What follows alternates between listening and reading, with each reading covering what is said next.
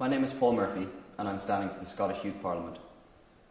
I'm standing because I believe that young people in Scotland should be able to make themselves heard on the issues that are important to them. I believe that I can be that voice for the young people of Edinburgh. I study maths and economics at Heriot-Watt University. As we approach the Scottish parliamentary elections, students face a battle to ensure that tuition fees are not introduced in Scotland and that support is available to those who need it most to enable them to study. You will all have heard that education is free in Scotland. However, there can be nothing free about a system in which students are forced to work long hours to the detriment of their study, simply in order to cover their living costs. Simply, in fact, to drag themselves above the poverty line.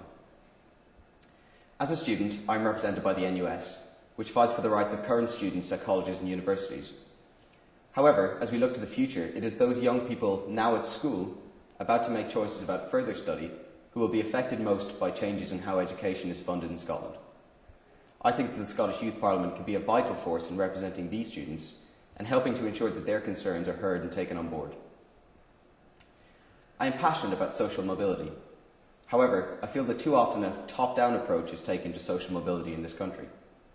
Making university and college places more easily available to those from the poorest backgrounds is of course important, but it is paramount to recognise that real mobility starts many years before, in our junior schools and in the home.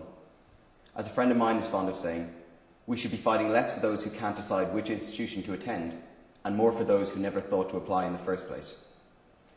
Here again, I believe that the Youth Parliament can have a huge role to play in advocating for real, workable policy to help those who are never heard, who never vote in elections, and who never have the chances in life that we are graced with.